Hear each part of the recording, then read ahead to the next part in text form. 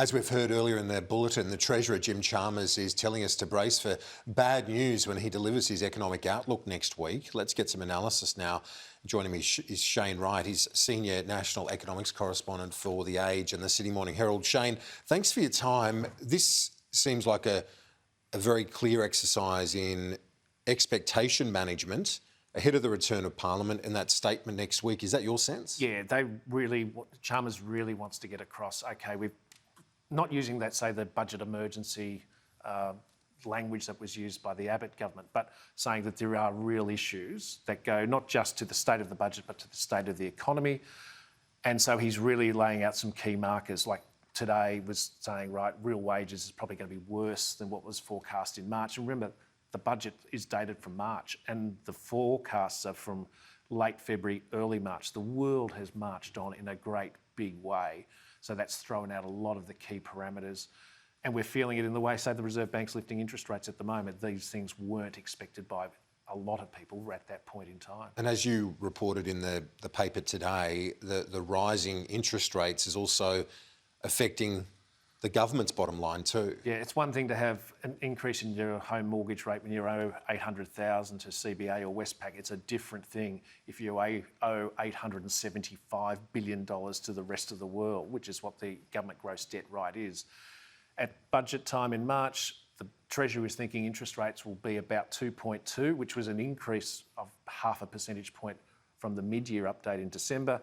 Now it's closer to 3.5. Like the cost of money for for governments has really gone up. And as we reported today, that's an extra $13 billion or $99 billion in interest over the next 4 years. You can buy, that's a lot of nuclear submarines, that's a lot of childcare that you can buy with that sort of interest repayment that has to be made. That's a stark comparison, isn't it, when you hear, as the Treasurer did, and as you reported as well, those comparisons about what that quantum of money buys you elsewhere in Medicare and defence or whatever else. Yeah, and if you remember, if we go back even to where Frydenberg was last year, and this was the Treasury orthodoxy, this was the Reserve Bank orthodoxy, well, as long as the economy is growing faster than inflation, well, everything's fine, we can deal with that.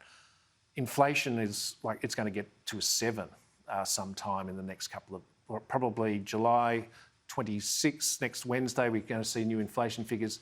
You can see inflation running at about 6.5. That is a real possibility, which this country has not seen since Collingwood won the 1990 premiership. Like, we're going back a long time when we've seen these sorts of increases in cost of living for ordinary people. And we're not immune from some of these bottlenecks and the causes of those cost of living pressures, like we've seen in New Zealand today, their CPI at 7.3%.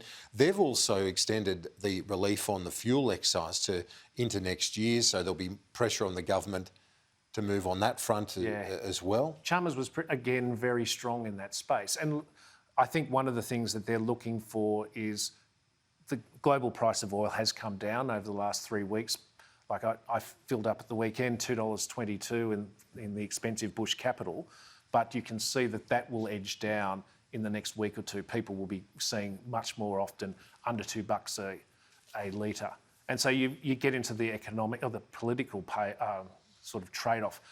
It's going to cost me $3 or $4 billion for something that could be wiped away by something that might happen of its own accord. And he gave you the sort of that backdrop of the eye-watering debt as part of the reason, the landscape for maybe not going down the same path as New Zealand on the fuel excise issue. That's right. And like a new incoming government should be like waving the fiscal hair shirt saying we've got to get the budget under control. Like we are still, like 2 years ago, the deficit was north of 100 billion. It'll come in a lot lower, but it's still, we're talking about a deficit in and around the 50 billion mark, somewhere along the line, and that goes to that interest bill issue.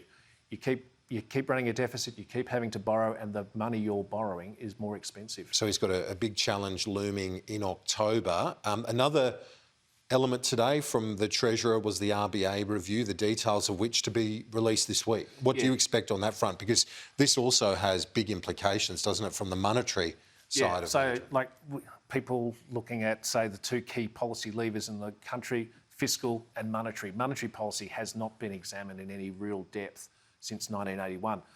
John Howard was Treasurer when he received the Campbell report, which touched on the RBA. So since then, every other central bank's gone through a review. Should it be a 2 to 3% inflation target? Do you target full employment? The makeup of the board, there's research suggesting the Reserve Bank had policy wrong before COVID, cost 270,000 jobs. November last year, the governor saying we think the bank will hold interest rates steady till 2.24. In May, we're off to the races. We could be at 3.5% by the end of the year. There's a lot of people with big mortgages going, hold on, what the hell's going on? And with the RBA changes, as you said, it's been decades since there's been a review.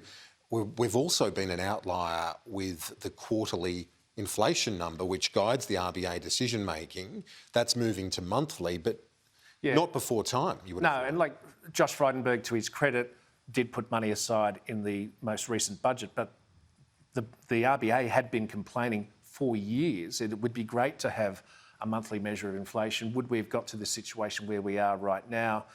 Possibly not, but the RBA would be having they'd have a bit brighter light on the tunnel ahead rather than like the back of your iPhone. Indeed. Shane Wright from the SMH and The Age. Great to chat. Thanks, Kieran. Thank you as always.